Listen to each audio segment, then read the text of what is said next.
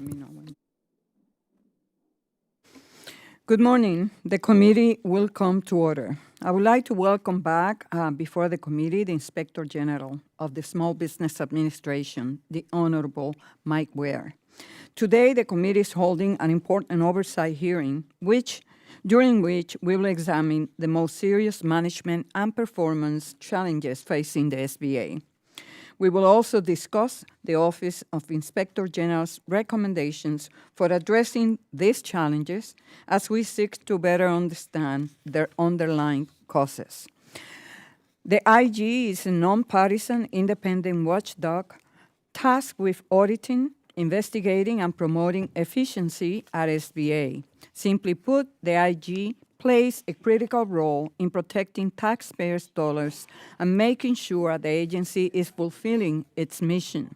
In fiscal year 2019 alone, the IG achieved more than $110 million in recoveries and savings, a five-fold return on investment to the taxpayers. Every year, the IG is charged with reporting to this committee on SBA's top management and performance challenges. This report not only helps with our oversight responsibilities, but also provides SBA with specific recommendations to address these challenges.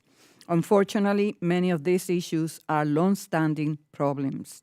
One area of persistent concern is the SBA's small business contracting programs.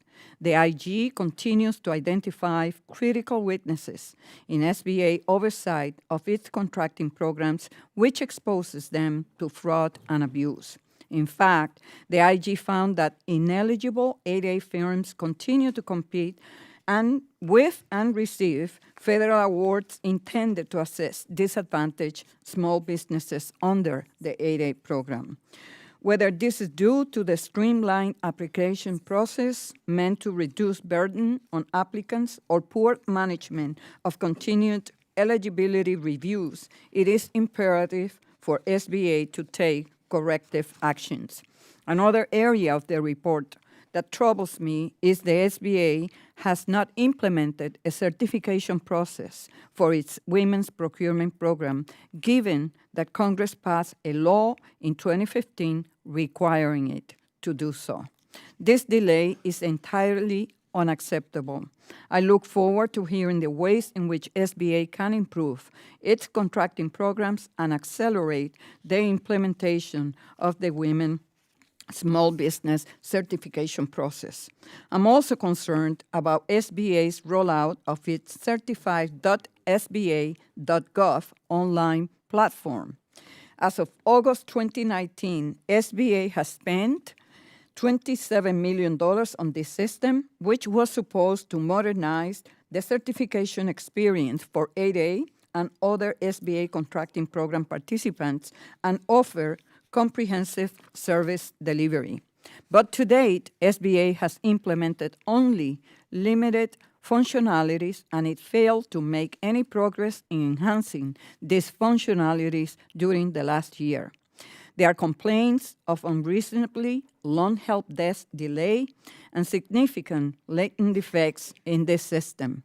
And now we are learning that SBA plans to develop an entirely separate system to monitor 8A participants' business development. SBA has invested a substantial amount of taxpayers' dollars in this platform, and I will expect by now to see results from this investment. Unfortunately, it appears that SBA has failed to implement this platform effectively. It is my goal for today's hearing to shed light on what specific steps SBA is taking to address this serious finding and how SBA intends to deliver a more effective system. Another issue that requires this committee's close attention is SBA oversight of its grant programs. Last year, OIG identified significant systemic deficiencies in SBA grant management, including issues regarding the accuracy of grant data, ineffective oversight, and inadequate standard operating procedures. While progress has been made in this area, SBA's oversight for its grant programs remain a significant concern. Finally, I was pleased to see that SBA has made progress in developing methods to disclose and track loan agent activities on the 7A programs loans. IG investigation has revealed an alarming pattern of fraud by loan agents in the 7A program involving millions of dollars.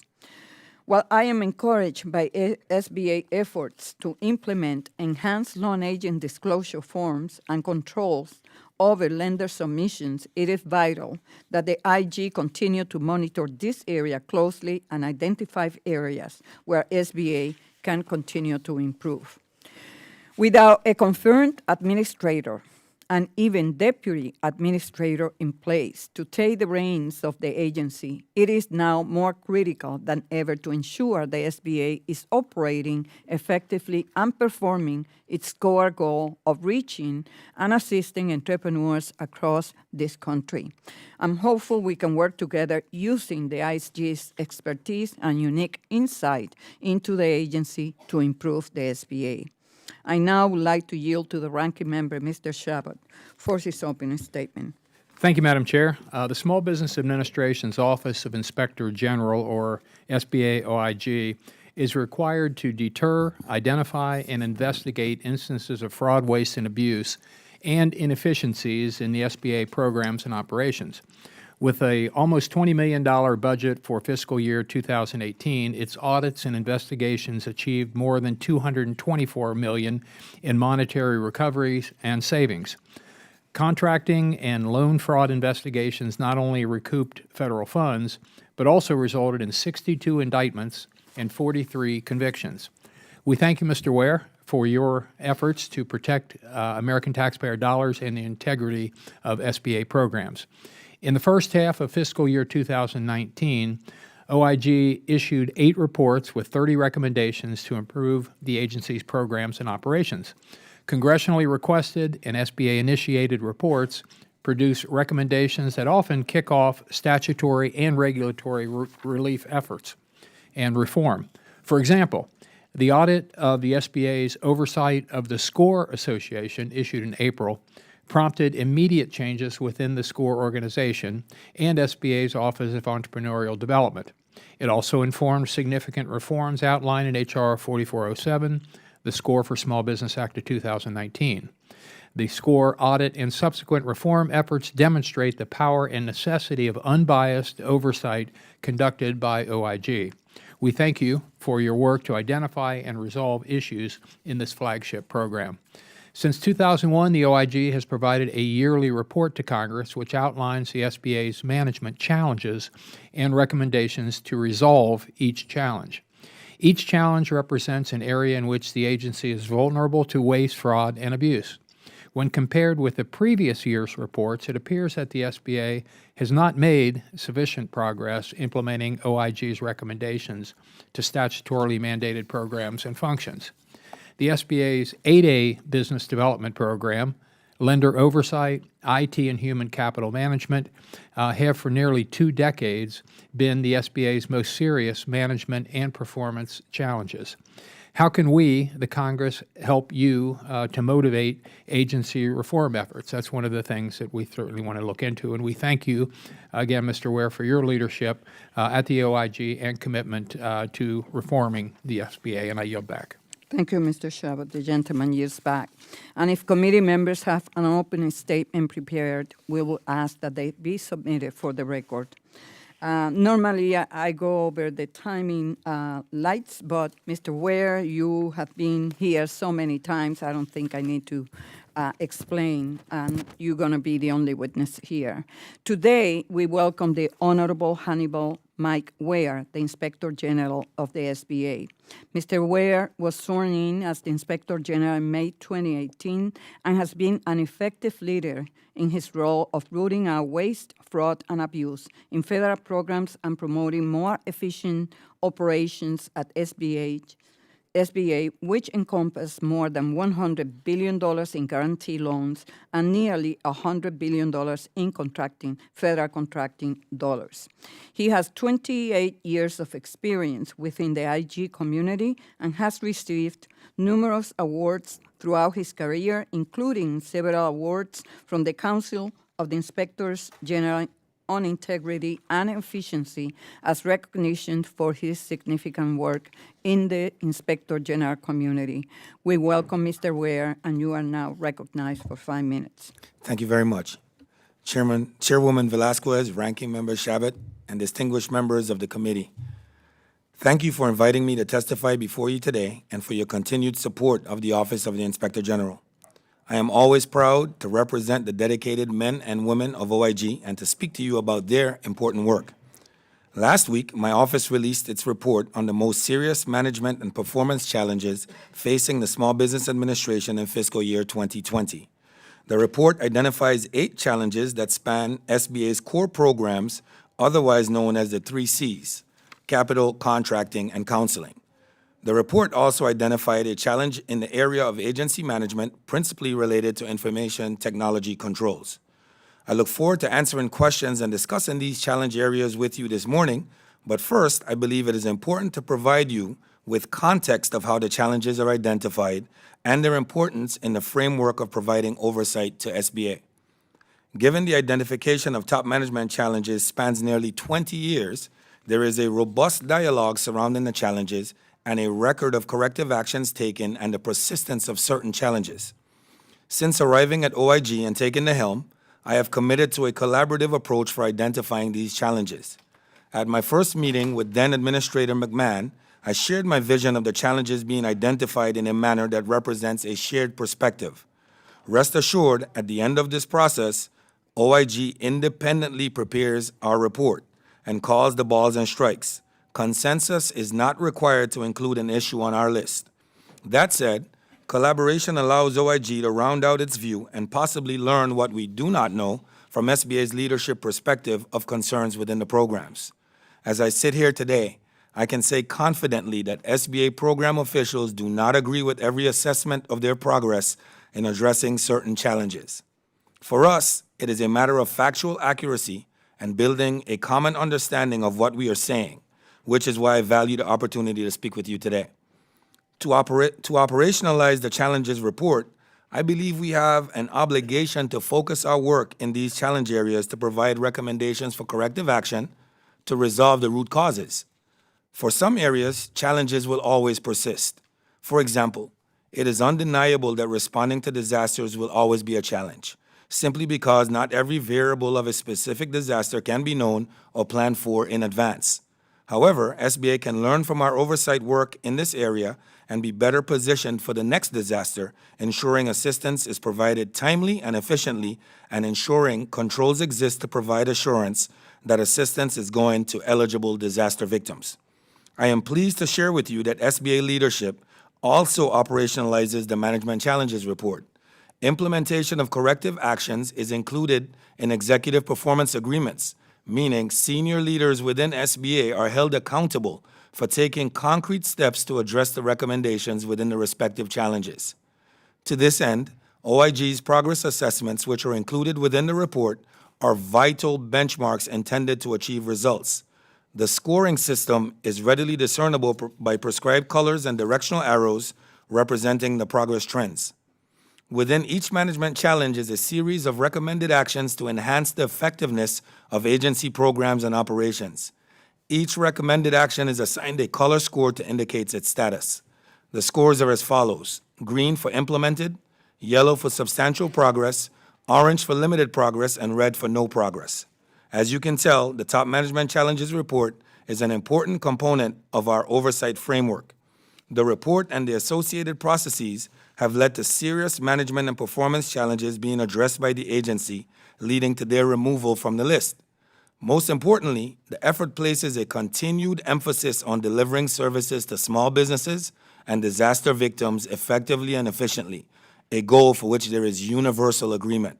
Thank you again for the opportunity to speak to you today, and I look forward to your questions. Thank you, Mr. Ware. And so very pleased that you didn't use the 5 minutes. But now we'll have an opportunity to expand on your presentation. Your office has repeatedly recommended that the SBA implement a women-owned small business certification program as required under the 2015 NDAA. However, it has been almost 4 years since that law was enacted, and SBA has not implemented a certification program. And I'm really concerned that a June 2018 OIG audit found that sole source contract totaling $52 million were awarded to potentially ineligible firms that self-certifies as women-owned businesses. So can you please explain to us what is the main cause for SBA not to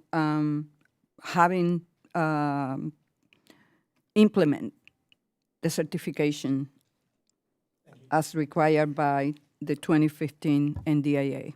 Thank you. Thank you for the question. And that question, I'm actually glad I received it because it gives me an opportunity to talk about the folks in our office that just yesterday received a SIGI Award for Excellence for that very same audit that you just referenced. I'll just tell you where they are currently so you know. At least they have a proposed rule. They did that in May of 2019 to amend the WASB regulations, rules and regulations. So, I mean, they're way behind the curve, but they're making movement in this area. And some of the reasons that we've gotten is that, well, you remember, like you mentioned in your opening, certify.sba.gov was supposed to be the end-all, answer-all, everything all. And it just has not been. So they were under the impression that this would solve many of their issues, and it has failed to do so. Right now, it's just serving as a repository. Are you confident that SBA will be on track to implement the final rule by 2020? They have assured us that they will, but I mean, it's been quite a long time. At this point, I'm past assurances. I would just like to see it done. So let's go to the certified.sba.gov. SBA is supposed to allow users to manage their 8A program certification. They have spent $27 million on this system. But according to your report, SBA has implemented only limited functionalities. And it looks like for the last year, they have not made any progress. Why is it that it's taking this long? And my other question is, in your opinion, do you think that after spending $27 million, SBA might be abandoning this platform? SBA has basically notified us that they are indeed looking to abandon the platform. It has not been able to deliver in the way that it thought it would. And what is the main reason for that? That's the $1 million question. There's no real evidence that they have put forth other than at every turn it has not worked. Right now it's just functioning as a repository. When they talk about the functions, limited functions, meaning that you can upload your documents, that's the limited functions for $27 million.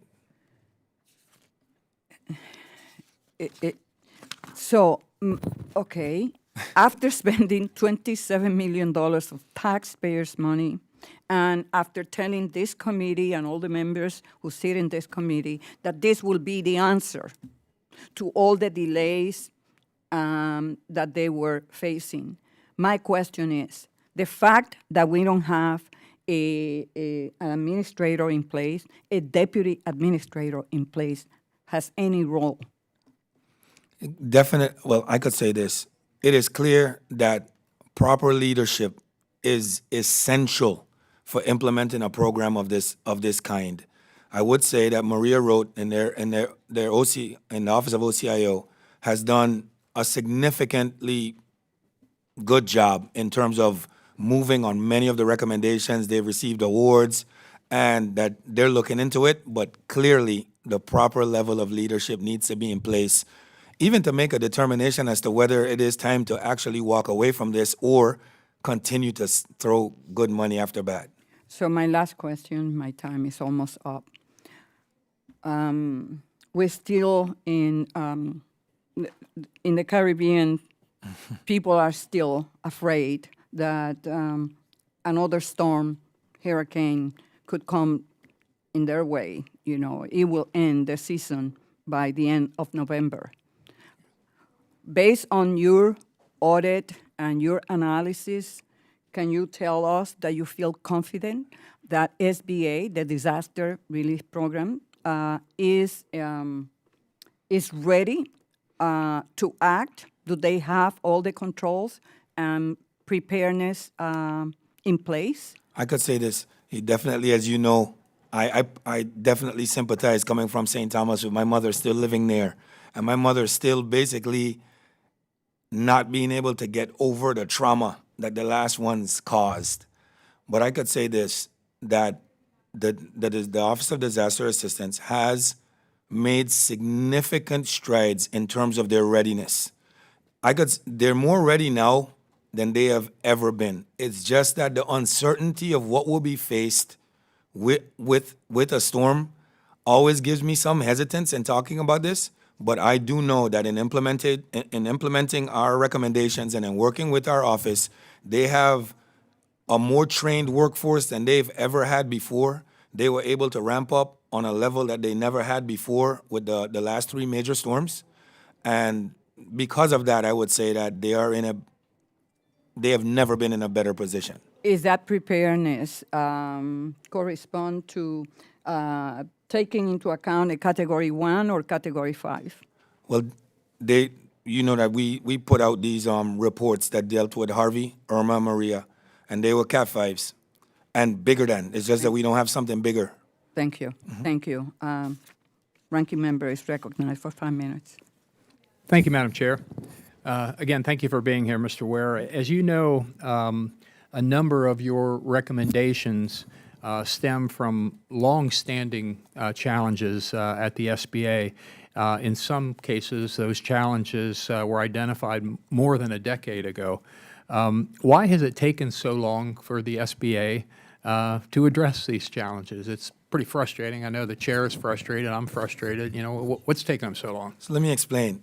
You know, I've been in the IG community. February will make 30 years. Yeah. And so I've been, from the first time that the IGs had to put forward this report, I've been working on them.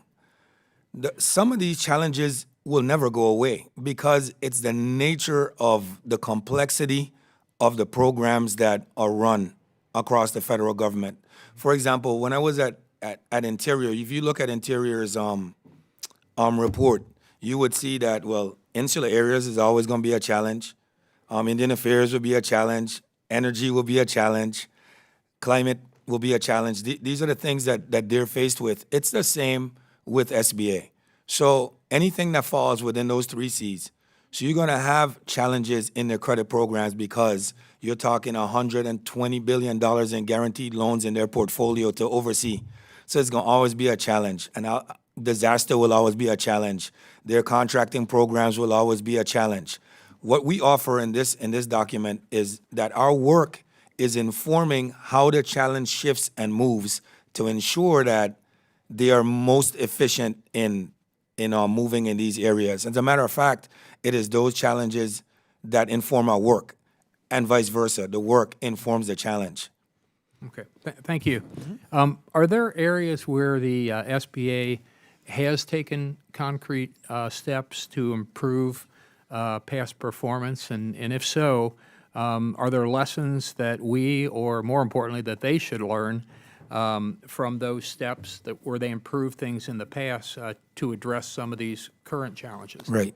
To be fair, SBA has made significant strides over at least the past 3 years that I have been at SBA. They've made significant strides in just about every area. We've been able to remove one relative to human capital. And again, in human capital this year, they have made significant strides. Also, in their IT challenge, they've made significant strides. And we argue with them back and forth, well, why can't we be green? And it's, well, you can't be green because we found this, we found that. We recognize that you've made significant progress, but work still remains to be done in these areas. Okay. Could you briefly maybe expound a little bit upon the capital improvement, or what was the term you used? It was The human capital. Yeah, human capital improvements that they actually made. So they were lacking standard operating procedures across the board. They just didn't have them. And human capital has been identified by GAO, for example, government-wide as one of the major challenges for probably the past, 20 years. And they have produced or refreshed 11 different SOPs to address their challenges, which is pretty significant. In addition, we're not the only ones that oversee their human capital, of course. The Office of Personnel Management does so as well. And they received a pretty positive, for the most part, report that also had, here are some areas for improvement. But one of those is how we replace the I think they have 60% can retire by 2020. How are you going to fill that skill gap? How are you going to do that? And it's even a higher percentage if you move to 15s and higher. So these are the challenges that they still have to work on. Yeah, we certainly need to be keeping an eye on that.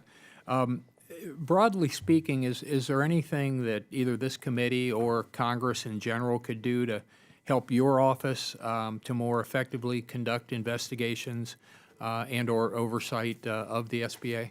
Broadly speaking, I was going to say you have no idea, but you do have an idea how critical it is that we have these kind of hearings where you conduct oversight with us. The way that you've worked with our office in terms of the new appropriations authorizations, the new authorization language, and those put a significant amount of sunlight on these programs and lead to change. I mean, instant change. The work that we've done together relative to the grant programs have fixed a lot of the issues that we brought forward in an incredibly incredibly short time.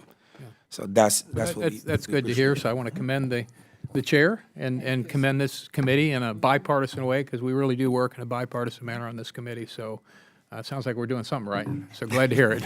Thank you. Now yield back. Thank you. The gentleman yields back, and now we recognize the gentleman from Colorado, Mr. Pro, as chairman of the Subcommittee on Innovation and Workforce Development, for 5 minutes.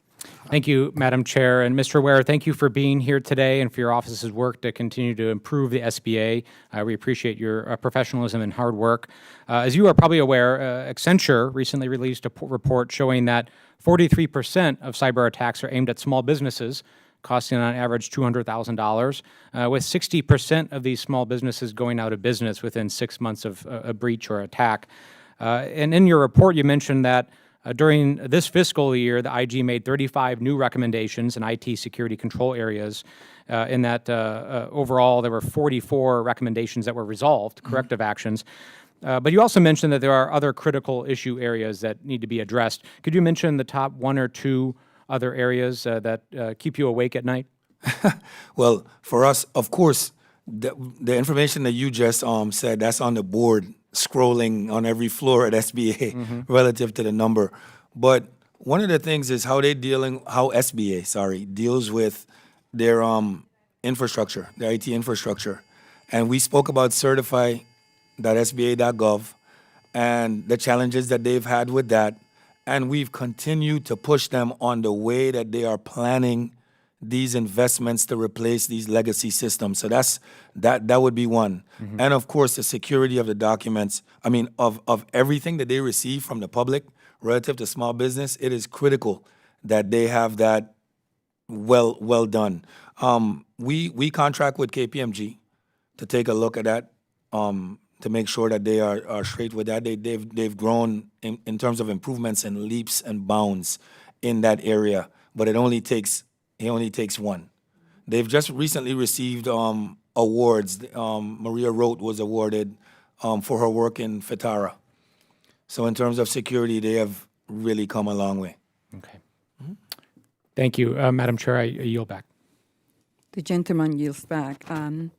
The gentleman from Minnesota, Mr. Stauber, ranking member of the Subcommittee on Contracting and Infrastructure, is recognized for 5 minutes. Thank you, Madam Chair and Ranking Member Shabbat, for holding this important meeting. And Mr. Ware, thanks for your professional testimony. Thank you. I just have a couple of comments here.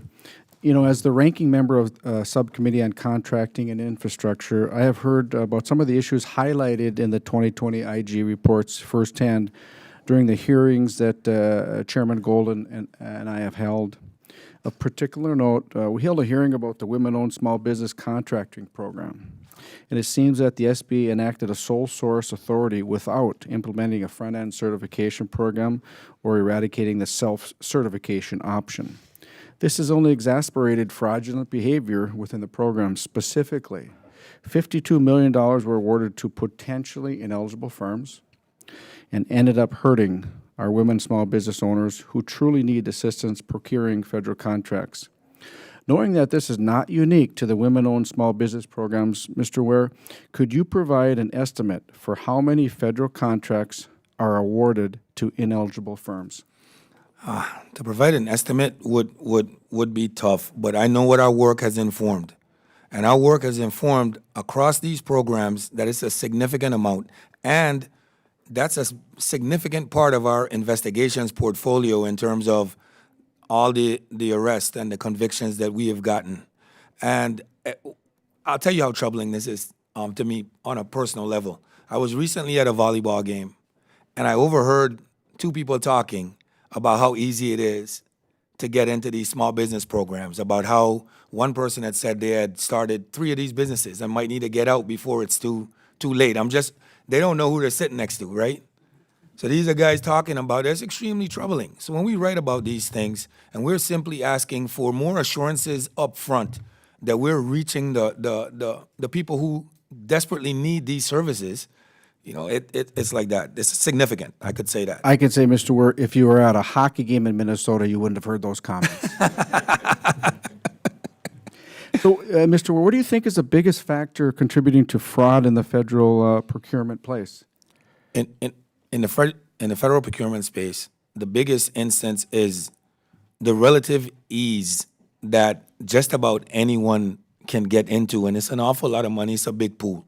Okay, so what remedies can we put in place to reduce the fraudulent activity? These are the recommendations we've been trying to get implemented for years, and that they're working with us on. We need upfront internal controls that give assurances to SBA that the right people are getting this. So no more of that self-certification.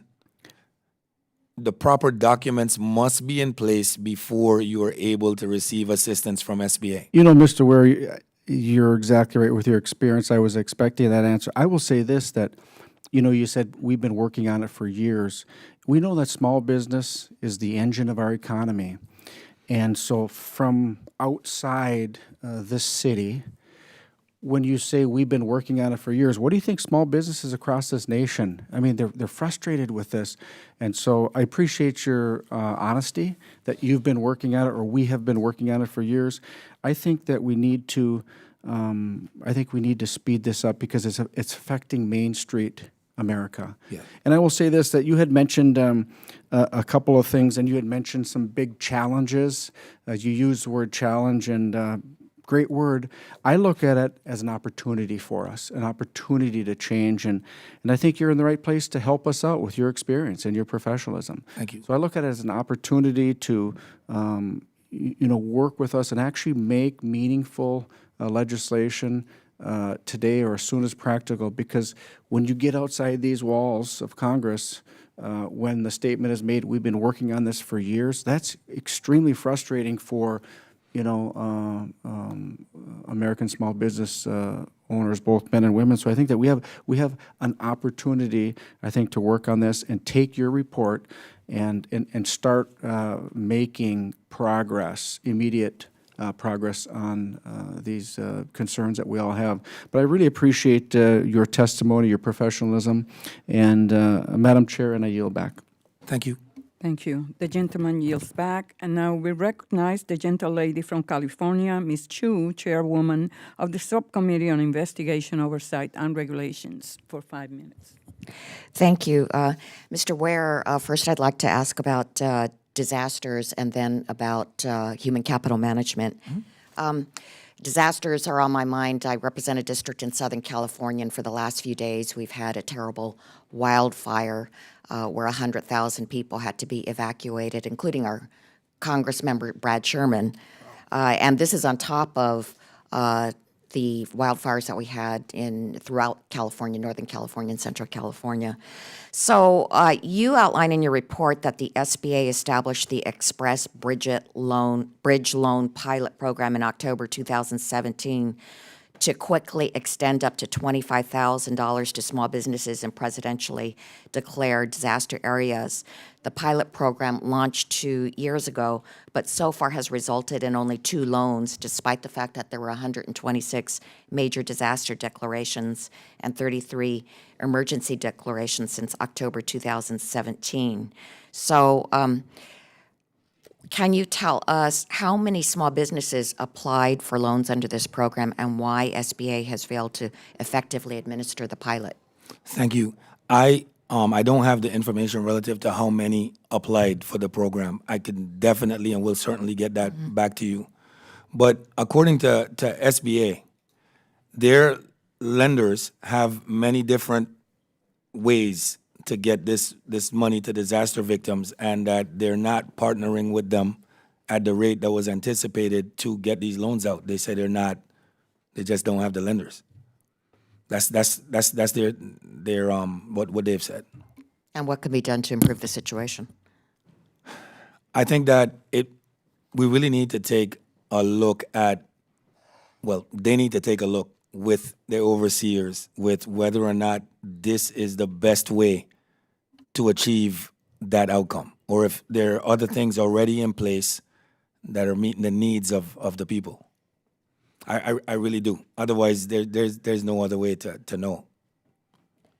Well, this seems like a high priority, so I hope that you can highlight it even more as far as your challenges.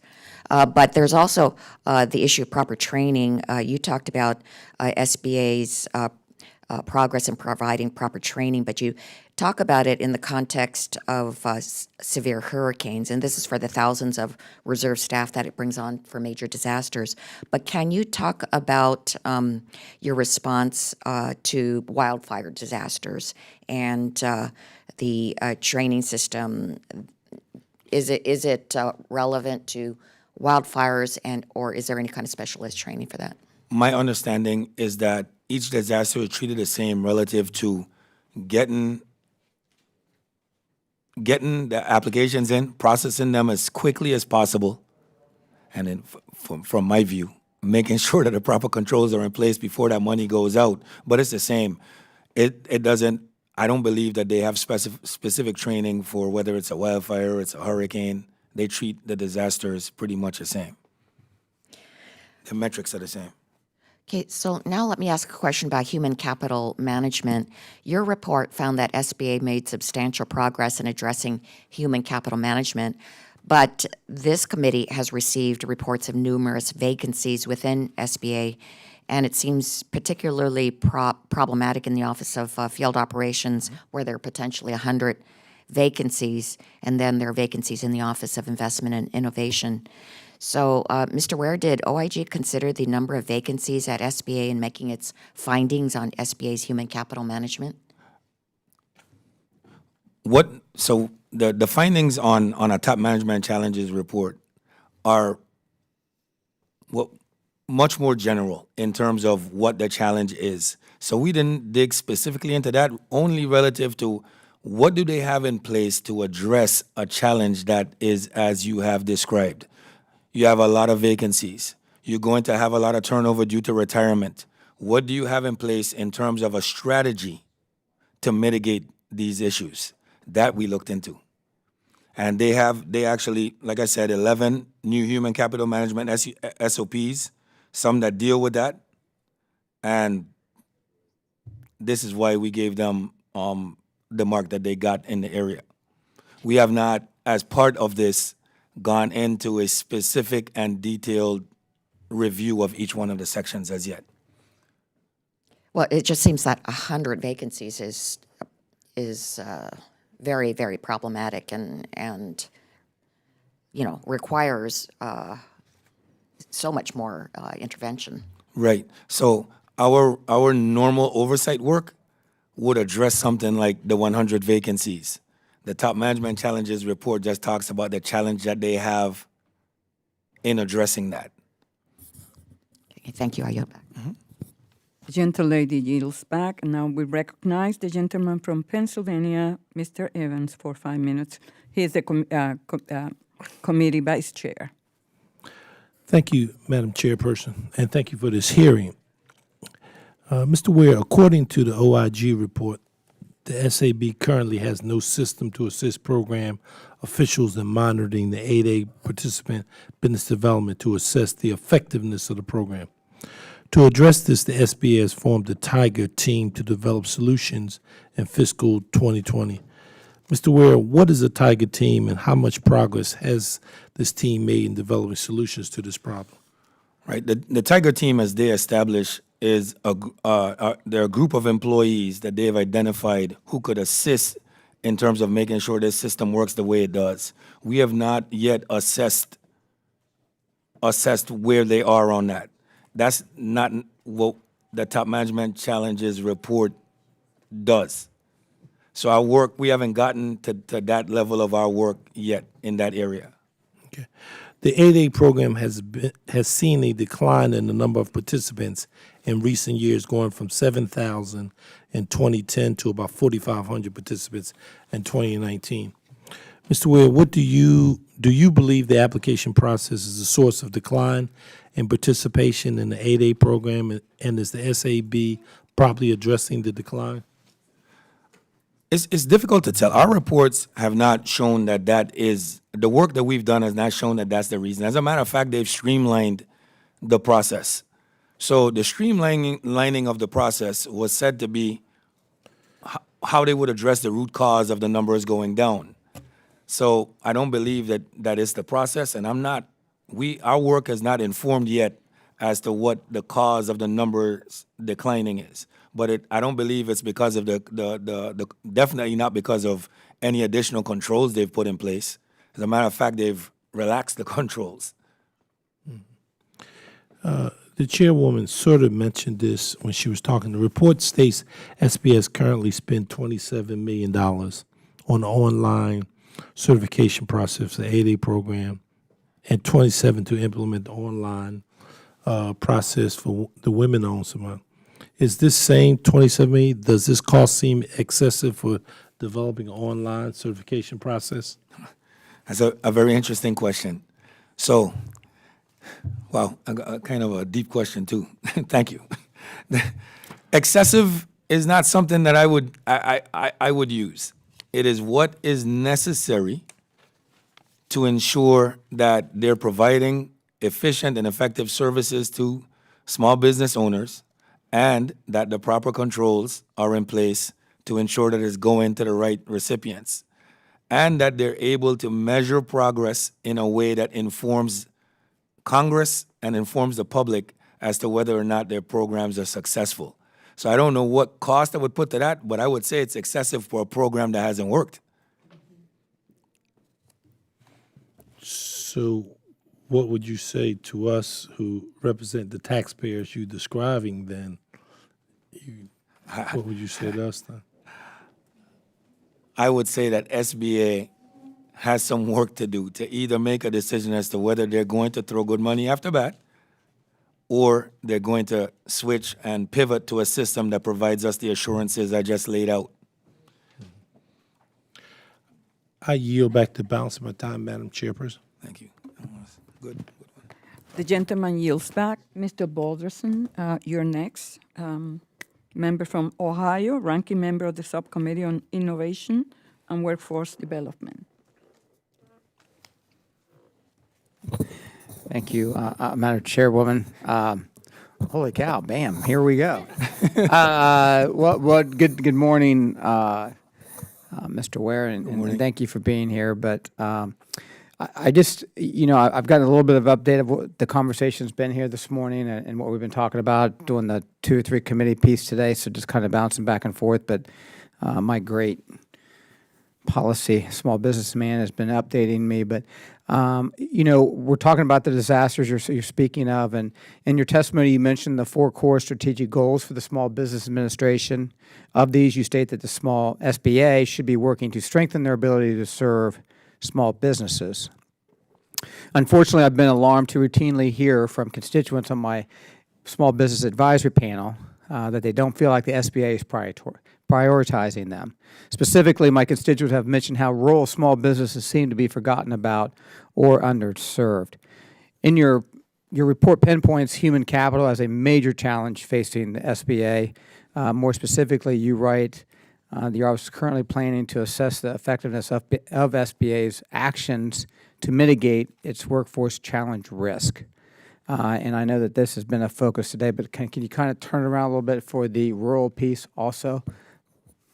Right. Could you, regarding the rural piece, this is a discussion that we've just begun having in our office, because we're hearing the same things. We hear from our hotline, we hear from your constituents about these issues. So the question comes up, I mean, are they really looking at the rural areas? Our work to date has not informed that, but I assure you that our work going forward will. And it's a discussion that we recently had within our office. Okay, well, that's good. And my office, and including myself, would be more than happy to help with you addressing those issues, because I think it is a very, very important piece. And I know that you understand that it is too, but I think we need to take some action on it. So I appreciate it, and thank you very much, Madam Chair. The gentleman yields back, and the chair recognizes the gentle lady from Kansas, Ms. Davis, for 5 minutes. Thank you, Chairwoman, and thank you for being here today to talk to us about this report on the SBA.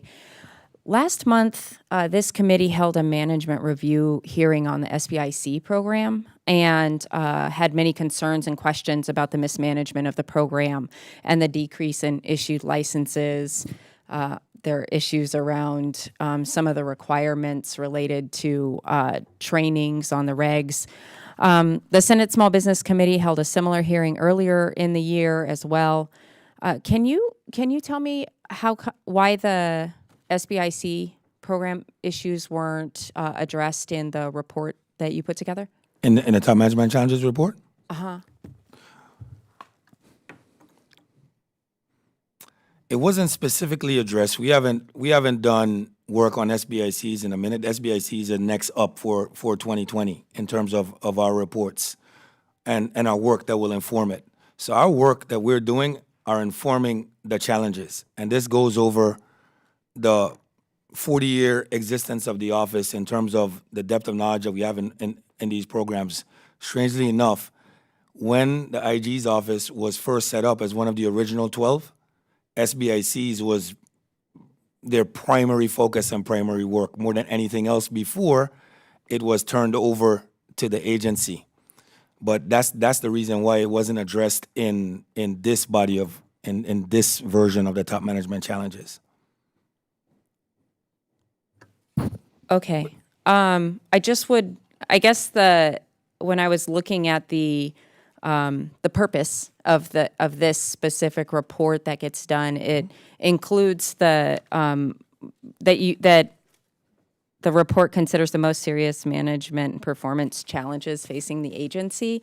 And based on the testimony that we heard last month when we were looking at the SBIC program from the current acting director of the program, I would definitely say that there are serious challenges and management challenges there, and would just encourage you to please have a look at that. And I think our office is probably going to be reaching out as well. It's up next in 2020.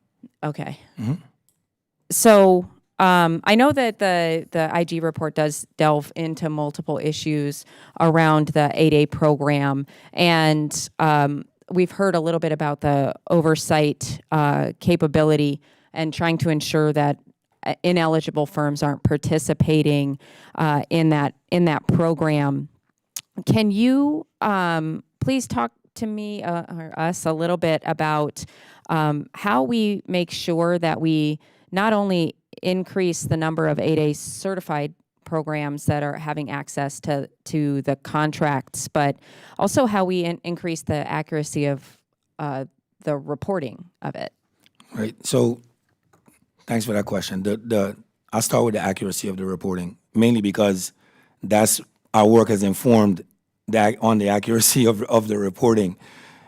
It has to do with their systems, and I have to talk a little bit more about systems, because folks keep thinking that this technology is the end all be all. So whether it's certified or SBA, whether it's EDMIS, whether it's whatever you come up with, it's just technology that's making what should be a good foundational system easier to use. So we need to look into whether how those systems are put in place, especially in relation to the human side of things that are actually working on these systems. So when you have a system that's a repository, it's like anything else, it's garbage in, garbage out. And on top of it, some of these systems lose information. So that's the challenge in terms of being accurate with the reporting.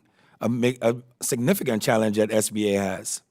But that's where it stems from, and we're challenging SBA to take a look at system more holistically than just an IT fix. So that's that. And Does this, and I'm just curious because I feel like there are a couple of threads in the report here.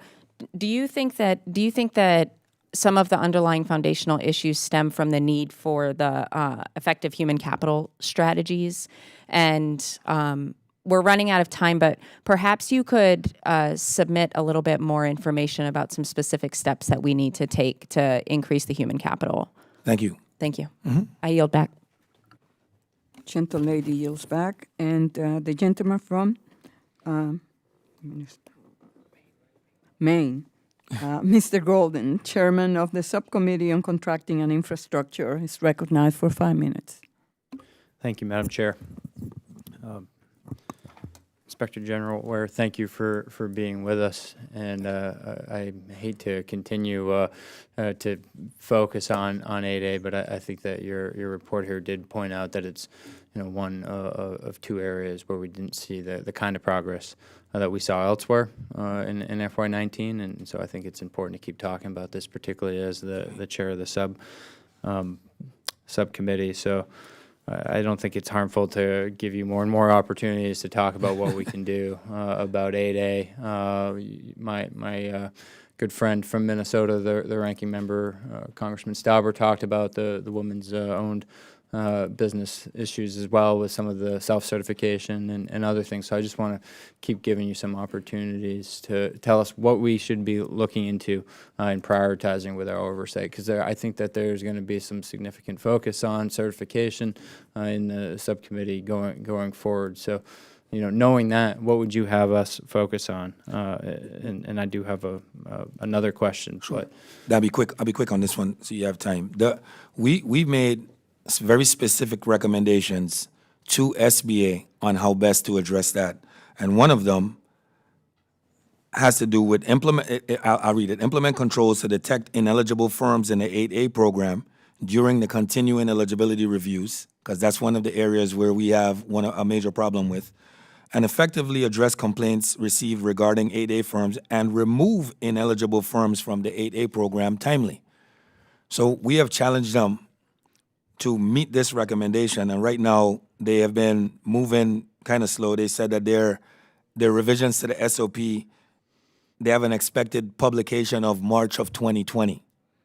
So, but the SOP doesn't really cover it all, and we're still working with them. When I said earlier that they don't necessarily agree with everything, this is one of those areas. So we've been in, my team and their leadership within economic development have been in the back and forth, but that's one of the principal ways. yeah, thank you.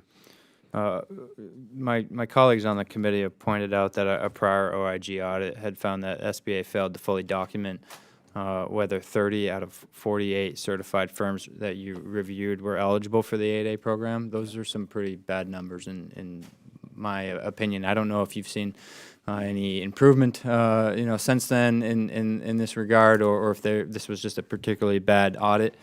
But can you explain how this failure to properly document firms' eligibility for the program impacts your ability to investigate cases of fraud against SBA? Because I do think that's an important aspect of your work, is the ability to fully investigate and root out fraud.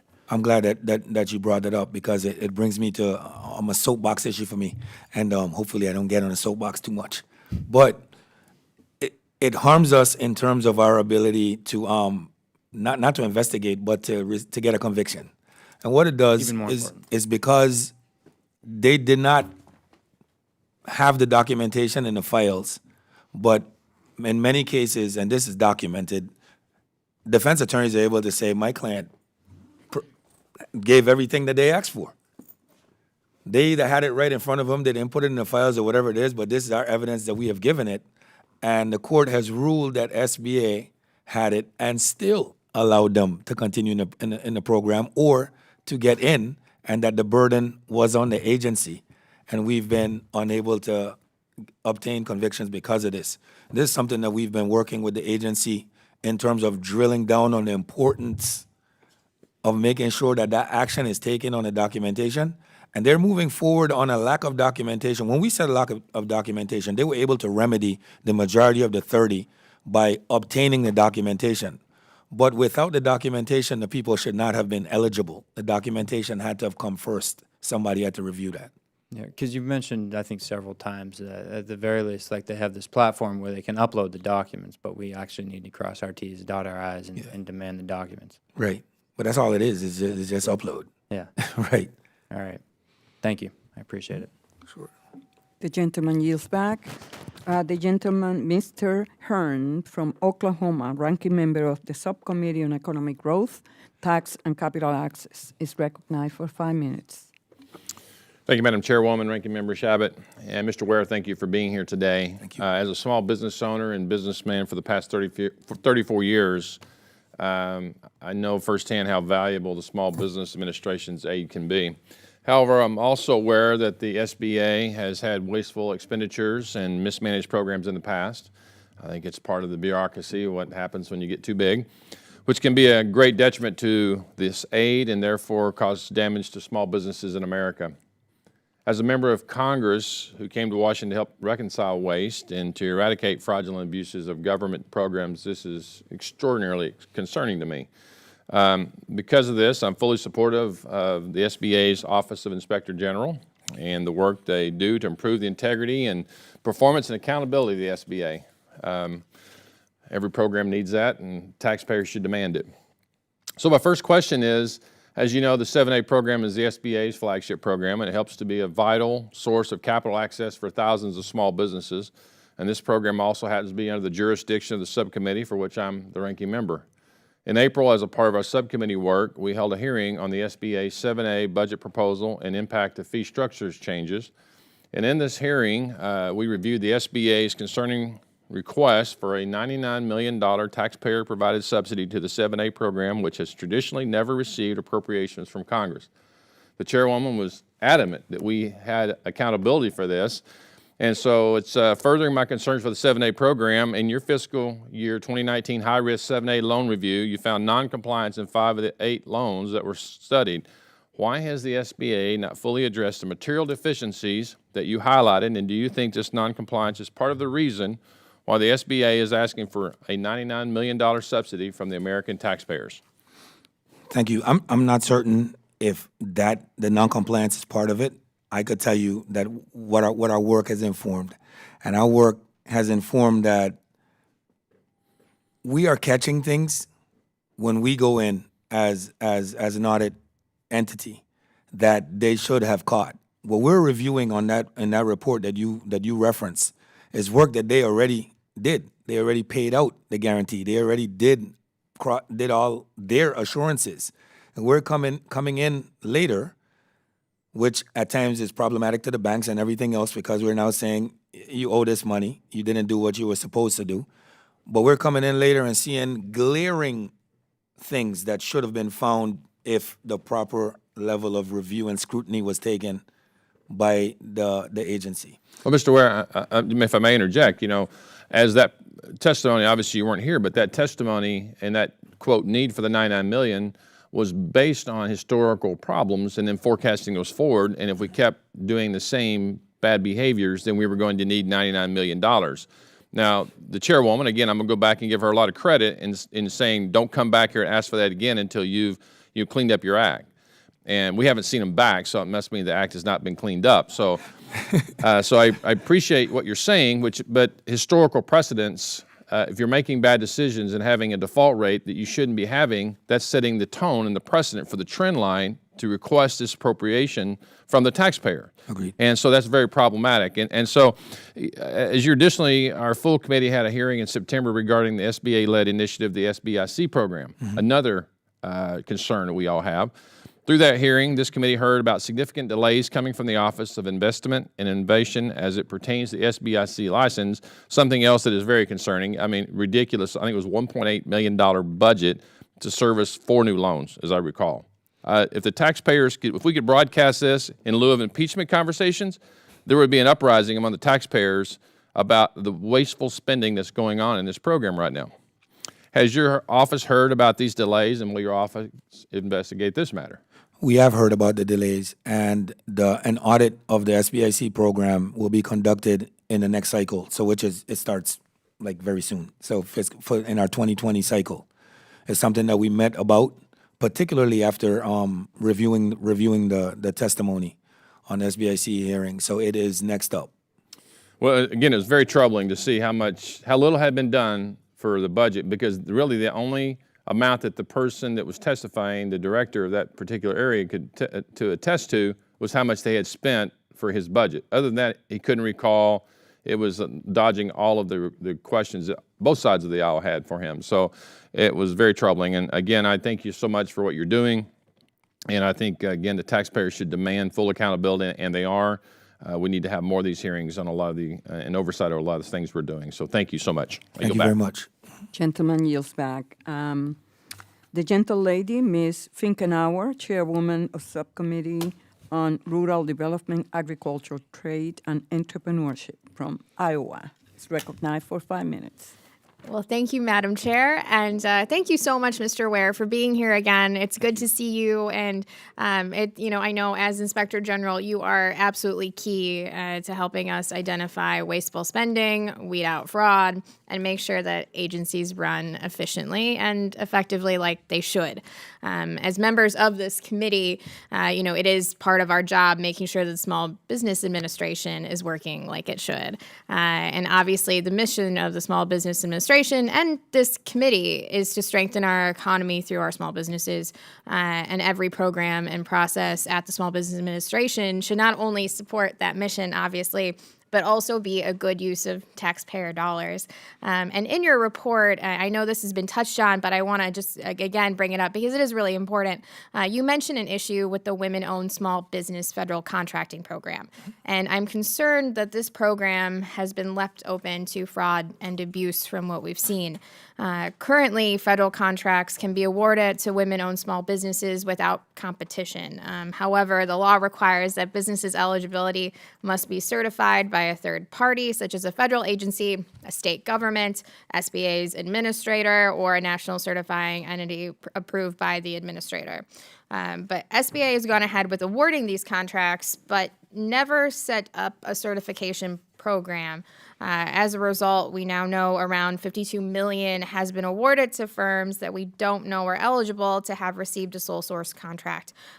This isn't obviously very good for our small businesses or the taxpayers who expect that their tax dollars be spent responsibly. And Mr. Ware, can you help us with this a little bit and tell us, why do you think the Small Business Administration did not set up a certification process when it began awarding these sole source contracts? The why to that is a little tricky because you get various things. Documentation is something different, but they really wanted to get this program going. They said, and that's basically what they're measured on, and we're coming in talking about oversight and controls. And hey, this has to go to the right people. We have to make sure that bad actors are not in our program. So it was at the expense of speed. Yeah. So it was more just about getting something done versus ensuring that it was done in the right way. Okay. And so could you talk a little bit too, if we change this, so how could swift implementation of a certification program, so we get that thing done, ensure that federal contracts go to deserving small businesses? That's what our office is all about. Our office is trying to be proactive in terms of our approach to oversight. So not just coming in on the back end and constantly finding findings and millions of dollars went this way and millions went that way. We're trying to prevent the millions of dollars from going out, which is why this process is so important for them to implement in a timely manner. And we're still working with them on that, and they gave us some dates. They're talking, I think, March 2020, if I remember correctly. So it is looking like we will be making a shift in this area. So they are taking some of your recommendations to heart. Yeah. I actually had the exact date of that somewhere in here, but. Oh, great. Well, if you find it later, I'd love to have it, because this is something that matters a lot. I mean, women's small businesses, that's something we care a great deal about on this committee, and making sure that these programs that are set up are actually done in the right way, and achieving the objective that we all up here believe in is just so important. So thank you so much for your work and looking into the things that need to be looked into. And did you find the date? I was going to say, I saw by your face you might have found the date, but that's totally fine if you didn't. But just, if you could follow up with that would be great. I think this is just, again, something we need to continue to keep our finger on, and make sure that these things are getting done and these changes are made so these programs work the way that they should. So thank you, Mr. Ware. I really appreciate it. Good to see you. All right, good to see you too. The gentle lady yields back. With that, I want to thank Mr. Ware for taking time out of his schedule to be with us today. This committee greatly appreciates the hard work the OIG is doing to identify critical challenges facing the SBA. Your office continues to shine a light on issues that demand the attention of the SBA leadership, and that demand continued oversight from this committee. While I'm pleased to see progress being made in certain areas, the SBA needs to do more. This committee remains committed to working with SBA in a bipartisan fashion to ensure these challenges are appropriately addressed. I do have another question to address to you, Mr. Ware. Does OIG have trouble receiving the documents it requests from SBA? We do not.